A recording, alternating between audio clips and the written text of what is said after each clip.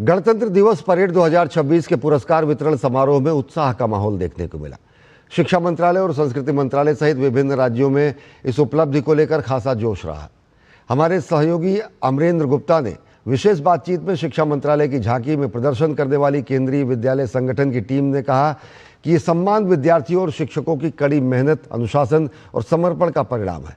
वहीं संस्कृति मंत्रालय के प्रतिनिधियों ने बताया कि झांकी के माध्यम से देश के स्वतंत्रता संग्राम की गौरवशाली विरासत और भारत की समृद्ध सांस्कृतिक चेतना को नई पीढ़ी तक पहुंचाने का सार्थक प्रयास किया गया। 26 जनवरी को देश के गणतंत्र दिवस परेड में देश की सैन्य शक्ति, विविधता के साथ साथ सांस्कृतिक झलक भी देखने को मिली और इन झांकियों ने देश की में एकता की मिसाल पेश की। उसके बाद इन झांकियों को सम्मान भी दिया गया। संस्कृति मंत्रालय के साथ साथ आपके एजुकेशन मंत्रालय में और केवी के बच्चों को सम्मान किया गया। कितना बड़ा मौका।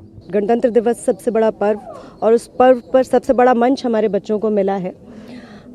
जो हमारी झांकी है ये शिक्षा मंत्रालय की, वास्तव में ये एक प्रतीक है और इसमें हमने जो रॉकेट दिखाया है वो ये बताता है कि कितनी द्रुत गति से परिवर्तन हो रहा है और शिक्षा तंत्र में जो परिवर्तन आ रहा है वो हमें इसी गति के साथ जल्दी ही विकसित भारत 2047 में पहुंचा देगा। कितना बड़ा पल आपके जीवन का जब आपको राष्ट्र की एकता के साथ सांस्कृतिक विरासत की झलक के साथ आप आगे बढ़े। इतना बड़ा प्लेटफॉर्म मिला है उसके लिए हम बहुत ग्रेटफुल है कि हमें रिपब्लिक डे परेड जो कि हमारे देश में सबसे बड़ा इवेंट होता है उसके अंदर परफॉर्म करने का मौका मिला। Greatest supporters from the very beginning. एक तो बड़ा मौका और दूसरा सम्मान। जिस उम्मीद से हम यहाँ आए थे, इतने छोटे छोटे बच्चों ने सारे टैबलूज से कॉम्पीट करके और पॉपुलर चॉइस अवार्ड जो है वो विन किया है। ये हमारे लिए, हमारी टीम के लिए, केवीएस के लिए, मिनिस्ट्री ऑफ एजुकेशन के लिए, सबके लिए बहुत गर्व की बात है। हमने इस टैबलो के माध्यम से और केवीएस के माध्यम से सांस्कृतिक विरासत जो हमारी है, विविधता में एकता, उसको हमने प्रेजेंट करने की कोशिश की है। संस्कृति मंत्रालय के लिए भी गर्व का पल है जब उनको भी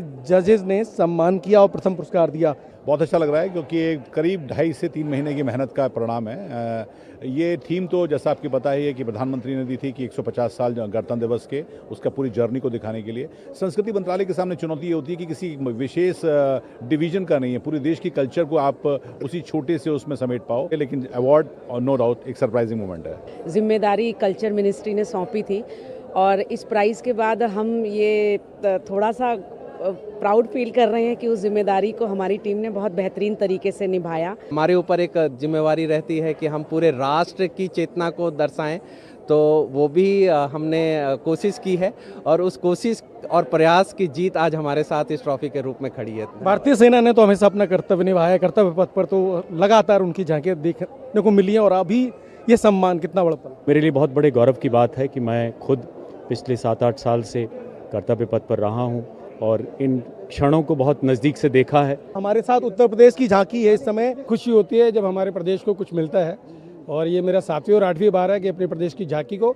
और अपने कलाकारों को फर्स्ट प्राइज दिलाते हुए। एक भारत श्रेष्ठ भारत के थीम पर गणतंत्र दिवस पर सभी झांकियों ने साफ तौर पर संदेश दिया कि भारत की एकता, भारत की विविधता उसकी ताकत है और सैन्य शक्ति को पूरा देश देख रहा है। कैमरामैन राधे कृष्ण के साथ अमरेंद्र गुप्ता, डीडी न्यूज़, दिल्ली। बांग्लादेश हिंदू बौद्ध